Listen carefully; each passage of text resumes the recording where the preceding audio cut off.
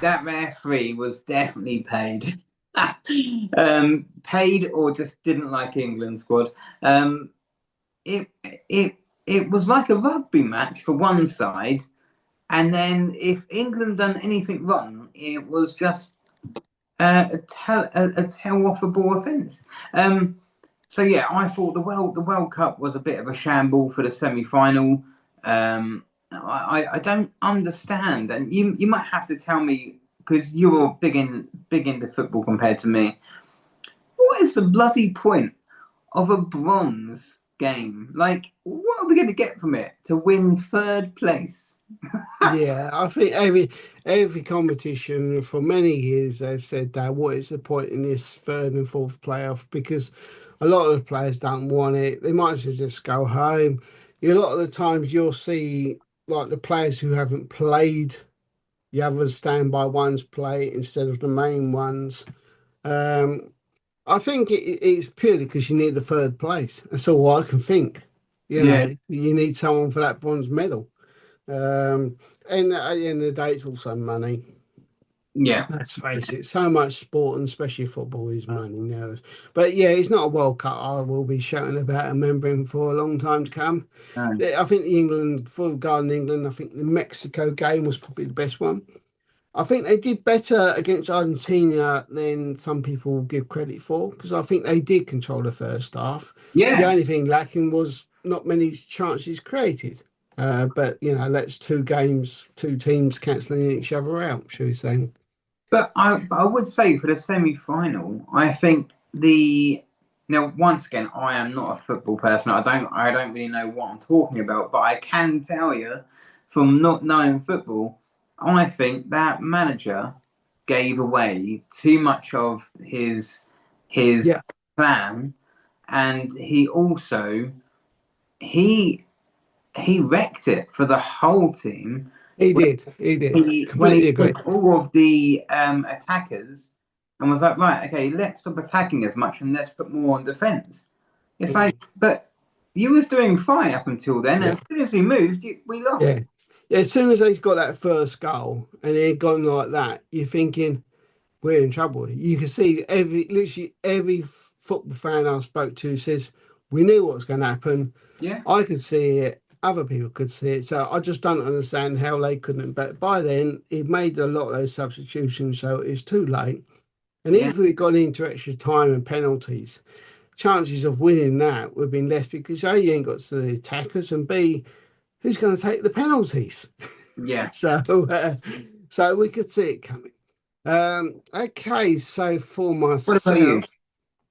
myself, we went to see the Odyssey film, Oh, the okay. uh, the uh, the, the big old Greek Viking and not it ain't Viking, is it? I don't know what it is, what era it is. My history's terrible. I know it's all part of the Tron where they go into the horse Bones a very and old film, isn't it?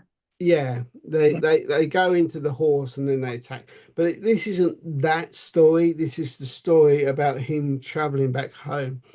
The funny thing is, I when I was there, it is a long film. Again, it's another 2 and 3/4 hour film. Um, the, I got to a point in the film when I'm thinking because he goes back and his wife's left alone and she's has to remarry or lose the throne, etc., etc.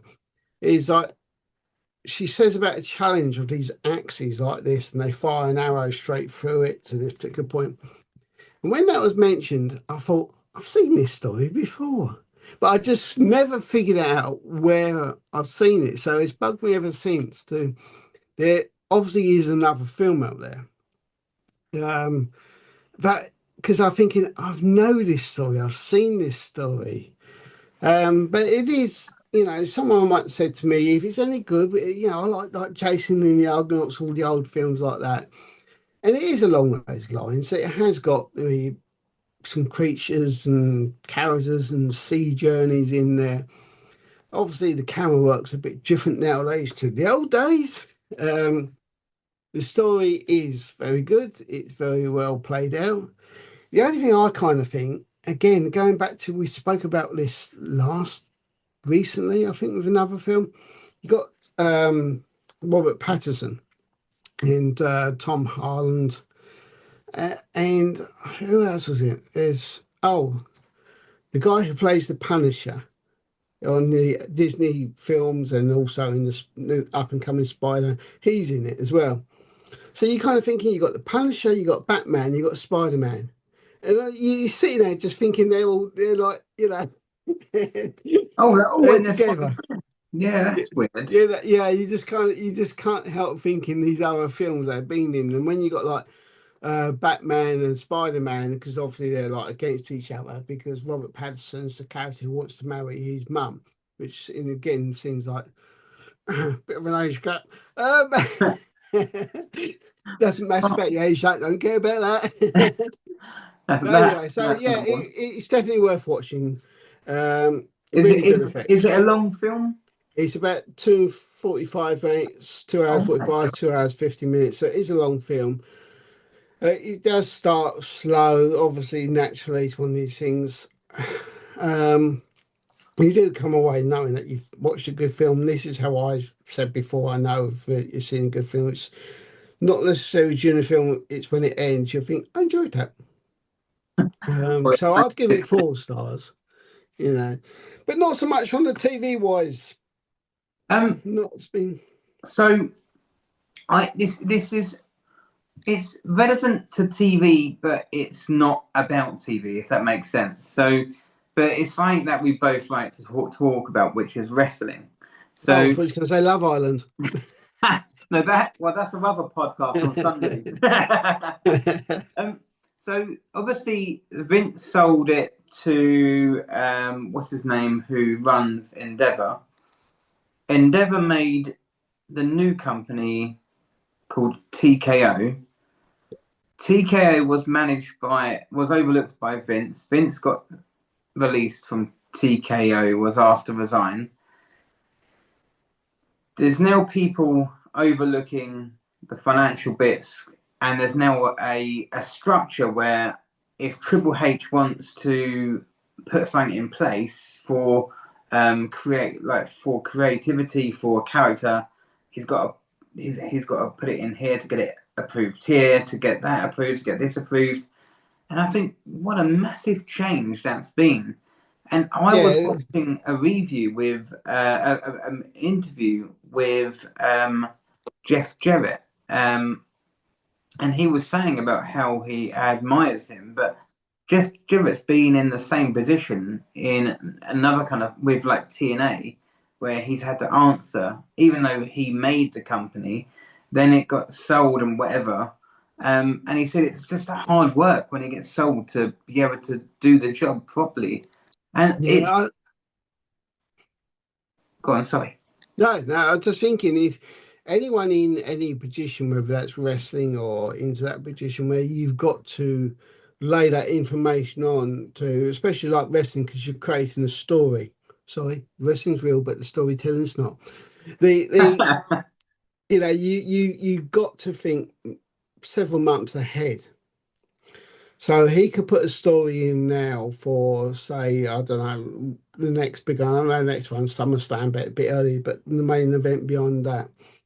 And of course, you could get injuries. You don't really know what's going to happen. So a lot can go wrong. You could create this fantastic storyline production, but a lot could go wrong in between that time. Yeah. So yeah, that's the risk I'd say with that sort of thing is you need contingency plans if Yeah. something was to go a bit You wrong with see, it. I'm actually very impressed with Tony Khan. I see. I've never. I think I said this to you before. I've never been a massive fan of AEW, and I've always been a fan of WWE because of how I just loved how Vince. The storytelling. Yeah, Vince's storytelling was the best. It Yeah. wasn't PC, and looking at what's happened now, you can see why. But but his storytelling was just out of More this way. creative. Yeah, It, and I haven't watched AEW for a long time. I flicked it over a couple of times, and it's not a hate thing or anything like that. It's just a time thing. But I just kind of feel like they just push the wrestlers, not in a story way, but in the violence way. And I know you could say there are two different things. AEW is more 15, WWE is more PG. So, it's kind of Punisher against a basic action film, whatever.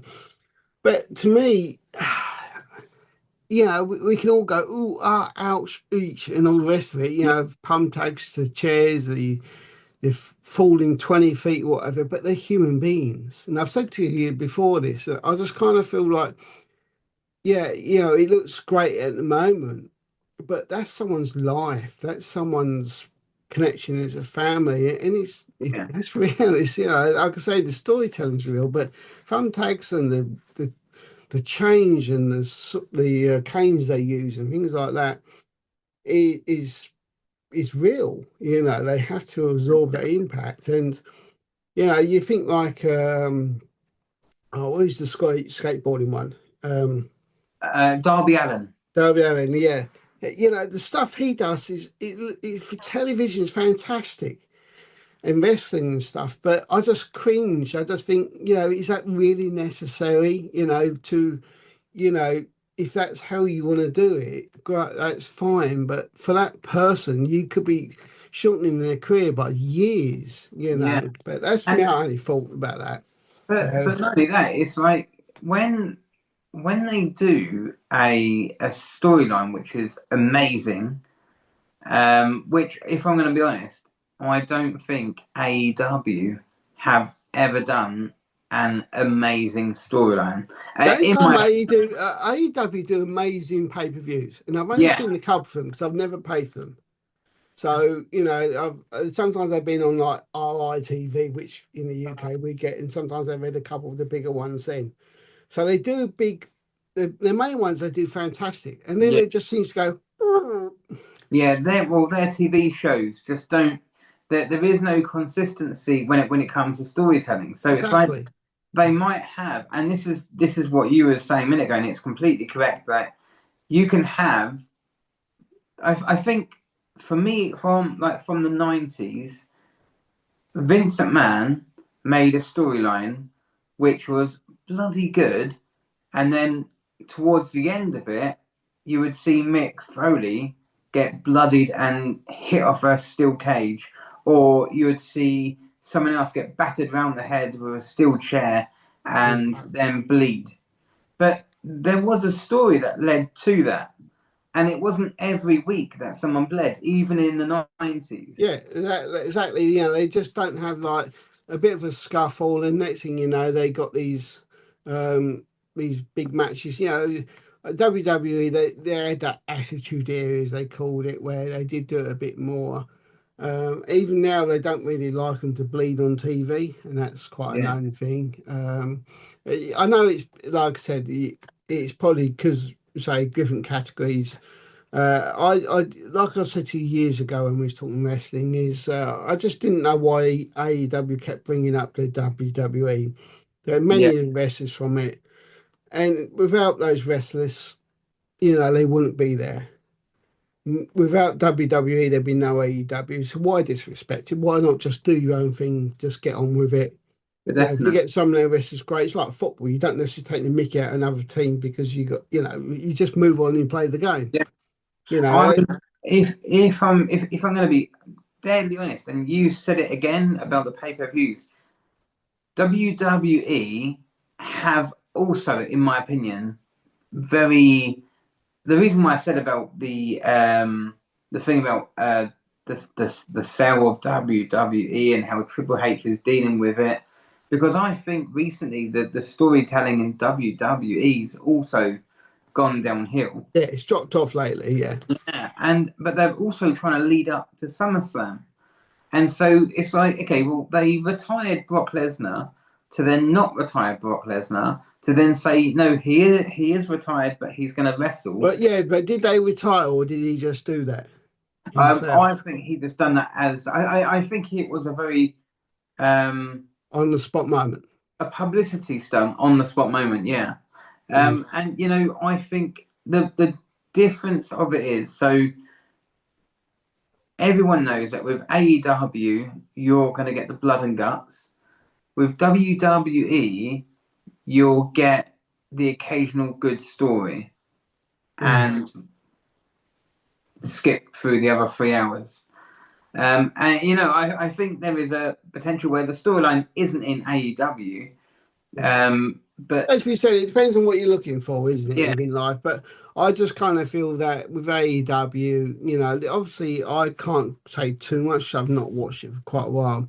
It does lack the grip for me to want to watch what's going to happen next week because of the storytelling. The wrestling's the wrestling, and I think the lack of the storytelling sometimes makes it harder to connect to some wrestlers that you don't necessarily know or they're trying to put forward. yeah. Um, I think it, that's different about AEW, and this is what I was trying to compare with. So AEW doesn't have the storytelling people behind that WWE does. And WWE, in my opinion, is struggling to sell the idea of a SummerSlam. But mm, if AEW was to tell anyone that there's their big pay-per-view on, it'd just be okay. Well, I don't even watch it, and I'm going to watch your pay-per-view because whenever AEW put a pay-per-view on, they put the best pay-per-view on, yeah. in my opinion. Yeah, they do that, but I think they do, for what I can tell, struggle in weekly ticket sales, and you Oh see yeah, some at arena, I won't say arenas, wherever they're doing their wrestling, well, struggling with seats. I won't say empty. I mean, it's definitely not empty, but just say three quarters to a half full, should we just say? I've seen actual videos of people filming, and there is half an actual arena empty, and Mm. they've had to put everyone who was on the front rows in the other side to make it look packed. Yeah, it does make you wonder if Yeah. they lose some of the TV deals a little bit on the survival for AEW. But anyway, time will tell on that. And I think we need to wrap this one up. Obviously, if you do have a topic you want us to talk about, it can be serious, it can be fun, it can be family. We want to try and cover, I won't say as much as you can, but try and different topics. You can obviously leave a comment or you can come join us. So thank you very much for joining us. Don't forget to Um, check out all the socials. and thank you for our sponsor for Maximus and Lexa on YouTube. Thank you Thank much. you, everyone. Take care now.